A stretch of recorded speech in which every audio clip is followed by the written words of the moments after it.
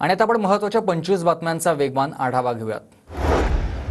आमच्यामध्ये दुरावा नाही म्हणत मुख्यमंत्री बसलेत पायऱ्यांवर। रक्षाबंधनासाठी आलेल्या बहिणींसोबत पायरीवर बसून मुख्यमंत्र्यांच्या मनमोकळ्या गप्पा।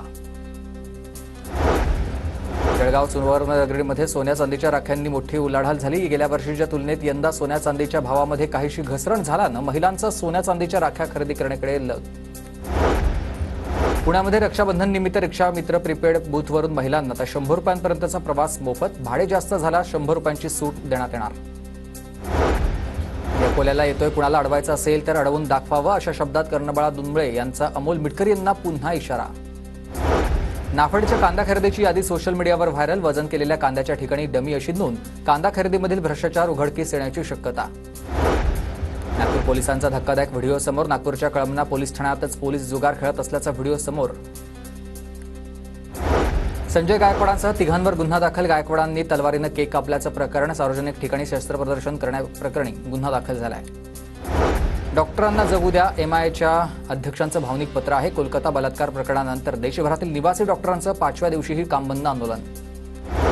वरळी हिट अँड रन प्रकरणातील आरोपी मिहिर शहाची मुंबई हायकोर्टात धाव। पोलिसांनी बेकायदेशीर पद्धतीनं ताब्यात घेतल्याचा याचिकेत दावा। बांगलादेशमधील विद्यापीठे, माध्यमिक शाळा आणि महाविद्यालयांमध्ये महिनाभरानंतर सुरू झालेत। 18 ऑगस्टपासून सर्व शैक्षणिक संस्था पुन्हा सुरळीत सुरू। गौतमी पाटील अहमदनगरच्या जिल्हा न्यायालयामध्ये हजर। गेल्या वर्षी गणपती विसर्जनात विनापरवानगी कार्यक्रम घेत नियमांचं उल्लंघन केल्यानं गुन्हा दाखल झाला होता। अटी शर्तींवर जामीन मंजूर।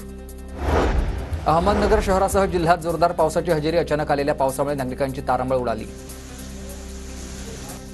नांदेडमध्ये पुराच्या पाण्यातून वाचलेत वृद्धाचे प्राण। नांदेडच्या किनवट तालुक्यामध्ये घटना आहे। तेलंगणा सीमेवरील अप्पर पाठे या ठिकाणी नाल्याला अचानक पूर आल्यानं वाहून गेलेल्या बैलजोडीमधील एका बैलाचा मृत्यू झाला आहे।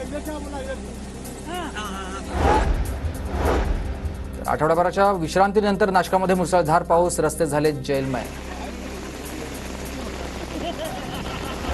इगतपुरी तालुक्यात पावसाची हजेरी। 8 दिवसांपासून उकाड्यानं हैराण नागरिकांना दिलासा। पावसानं आगमन झाल्यानं बळीराजा देखील सुखावला।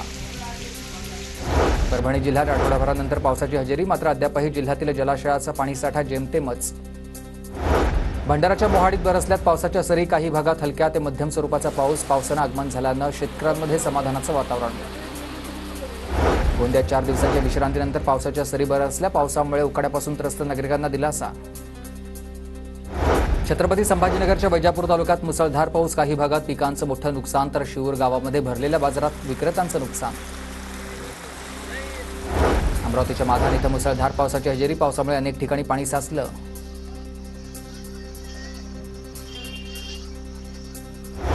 अमरावतीच्या चांदूर बाजारामधील थुगाव पिंपरी गावामध्ये मुसळधार पावसाची हजेरी। अनेकांच्या घरात पाणी शिरल्यानं घरातील साहित्याचं नुकसान।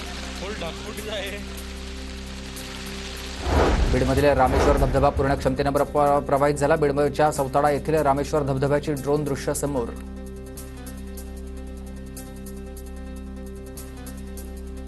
नागपूर जिल्ह्यात रिमझिम पावसाची हजेरी। आठवडाभराच्या विश्रांतीनंतर ऐन रक्षाबंधन सणाच्या दिवशी पावसानं हजेरी लावल्यानं नागरिकांची तारांबळ। नागपूर जिल्ह्यात आतापर्यंत 65% पाऊस। शहराला पाणीपुरवठा करणाऱ्या धरणांमध्ये 90% पाणीसाठा।